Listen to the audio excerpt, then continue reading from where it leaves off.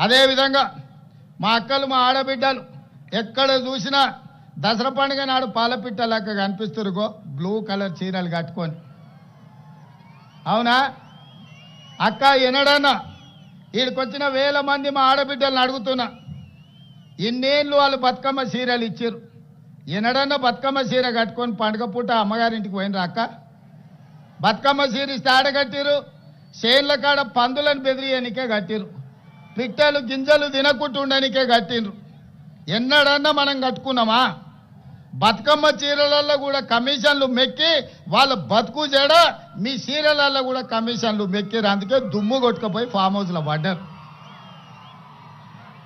అందుకే ఇవాళ మా ఆడబిడ్డలకు, మా పుట్టింటి ఆడబిడ్డలకు పండుగ నాడు పెట్టే చీర సారే అని చెప్పి సమ్మక్క సారలమ్మ బిడ్డలకు సారె పేరు మీద చీర పెడితే వేలాది మంది ఇవాళ మా ఆడబిడ్డలు నన్ను ఆశీర్వదించడానికి మా తమ్ముడు వచ్చిండు, మా అన్న వచ్చిండు, మా రేవంత్ అన్న వచ్చిండు అని చెప్పి వేలాది మంది మీరు ఆశీర్వదించడానికి ఇక్కడికి వచ్చారు.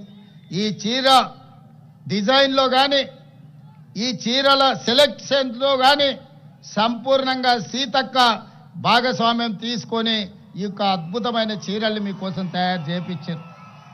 ఈ సంవత్సరం పోయిన సంవత్సరం పాలపిట్ట రంగు చీరలు ఇచ్చినాం.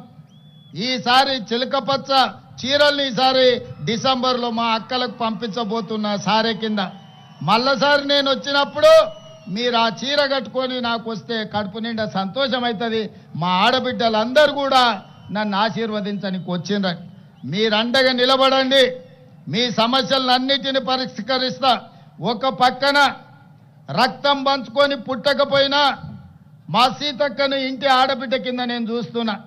ఇంకో పక్కన ఇంకొకడు ఉన్నాడు, రక్తం పంచుకొని తొడబుట్టిన ఆడబిడ్డను కూడా ఆస్తిలో భాగం ఇవ్వాల్సి వస్తుందని ఇంట్లోకెళ్ళి బయటికి మెడలు పట్టి దొబ్బిండు. ఇంత దుర్మార్గం ఉన్నది. సొంత చెల్లెలకే న్యాయం చేయలేనోడు తెలంగాణ రాష్ట్రంలో 2 కోట్ల మంది ఆడబిడ్డలకు న్యాయం చేస్తాడా? కన్న కొడుకు దుర్మార్గంగా వ్యవహరిస్తుంటే దౌడ మీదంగా పెట్టి కొట్టాల్సిన తండ్రి ఫామ్ హౌస్లో బోర్లో వండుకున్నాడు. కొడుకు తప్పుడోడైతే సరిదిద్దాల్సింది తండ్రి కాదా? ఇవాళ సొంత బిడ్డని ఇంట్లోకి వెళ్ళి బయటకు వెళ్ళగొడుతుంటే కొడుకు, తండ్రి మౌనంగా ఉన్నాడంటే ఆ నేరంలో తండ్రికి కూడా సగం భాగం ఉన్నట్టే. అట్లాంటి తండ్రి కొడుకులు మన రాష్ట్రానికి దాపురించిండ్రు. వీళ్ళే ఈ తెలంగాణ రాష్ట్రానికి శనీశ్వరులు, తెలంగాణ రాష్ట్రాన్ని పట్టి పీడిస్తారు. అతనికంటే గనుడు ఆచంట మల్లన్న అన్నారు.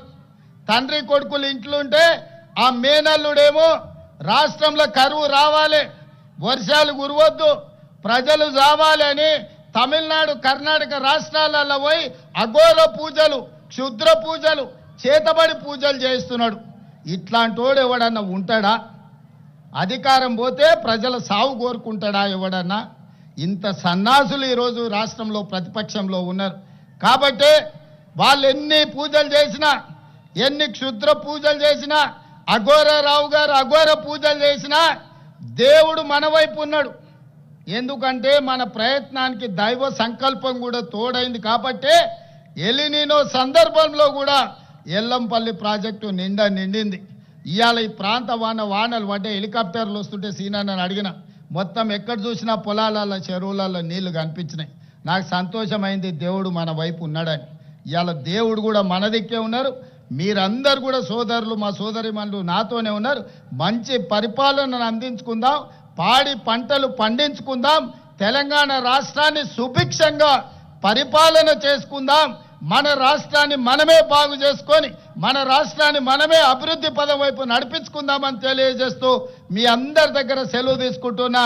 పరకాలలో కూడా మీటింగ్ ఉన్నది, అక్కడ మిగతా విషయాలంతా మళ్ళీ మాట్లాడతాం. మా యువకులను అందరినీ కూడా అక్కడికి రమ్మని చెప్తూ మీ అందరి దగ్గర సెలవు తీసుకుంటున్నా.